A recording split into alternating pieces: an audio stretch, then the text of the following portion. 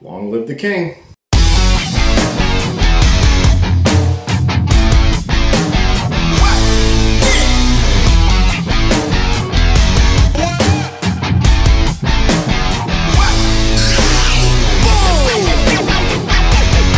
What is going on, everybody? It's your boy Will, and I'm here to do my quick review for Godzilla, King of the Monsters. Now, this is the sequel to 2014's Godzilla, as well as the third movie within the Monsterverse that Warner Brothers is doing in order to have it end with King Kong vs. Godzilla, which comes out in 2021.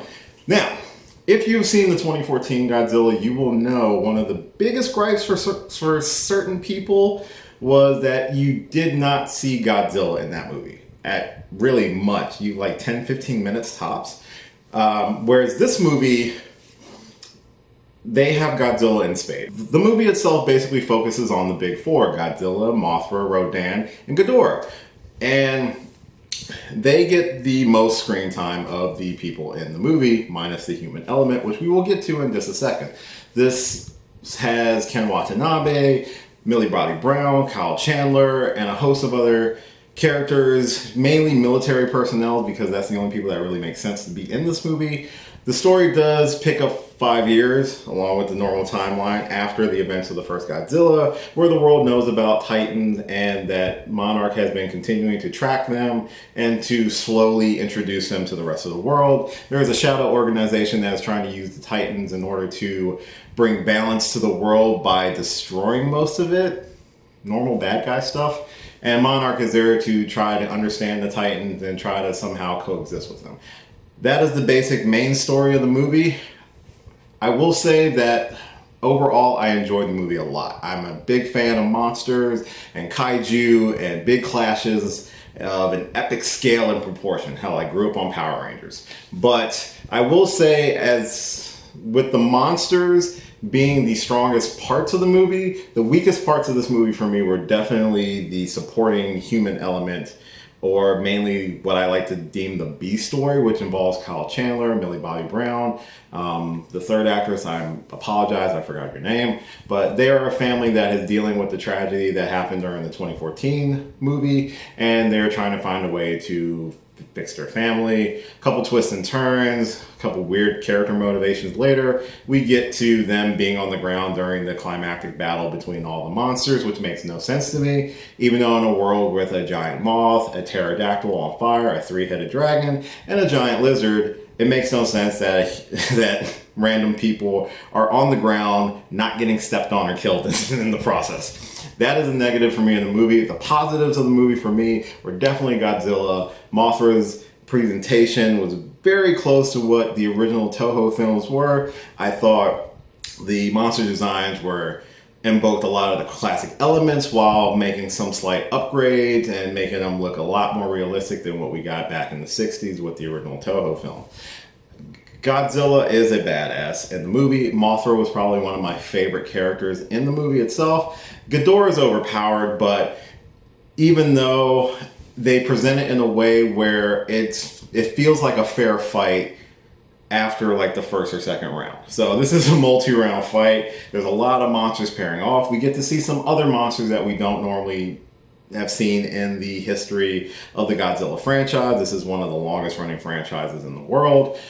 We see a lot of creatures that were developed solely for the movie, as well as some that look like they invoke some of the classic monsters as well.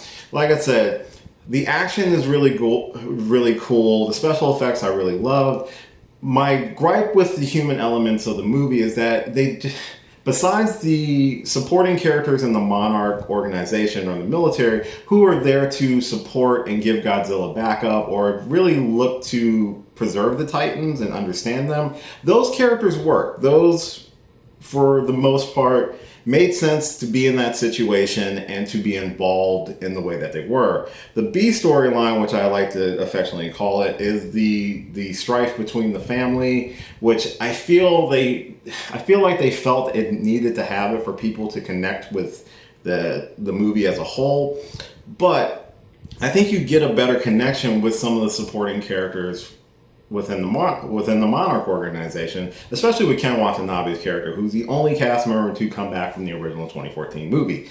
I think he was the only person I will say I connected with, besides the obvious stars in the movie, the Titans.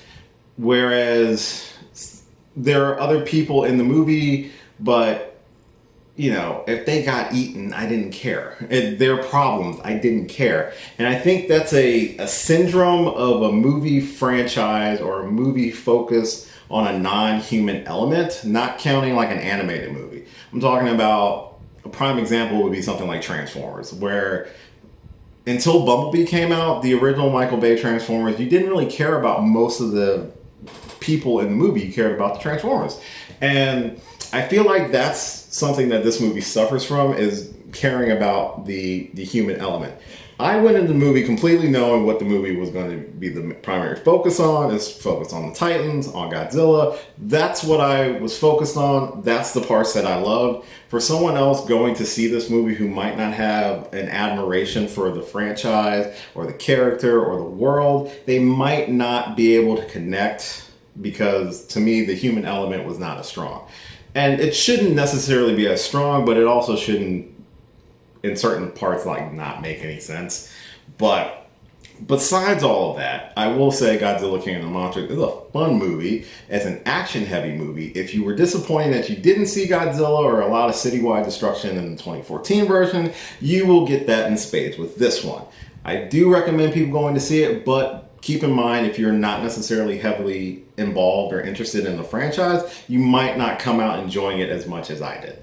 So, that is a quick review, and I don't think I had any mess ups, so that's a win for me. So, with Godzilla King of the Monsters, have you seen it? If you have, comment down below, let me know some of your favorite parts of the movie. And as always, I do appreciate you guys watching these videos. Please subscribe for more. I'm trying to output more and more. I'm about to go on a trip right now, so I'm going to kind of record some stuff while I'm traveling too. So, till the next time, long live the king. Catch you later. Bye. Hey, thanks so much for watching this video, and you made it all the way to the end. Aren't you special? If you did like this video, if you don't mind, give me a thumbs up on the description. As well, if you click on my face right over here, you can actually subscribe to the channel for more videos. And if you've got a few minutes, why don't you check out a video or two that are floating on the side right here. Later.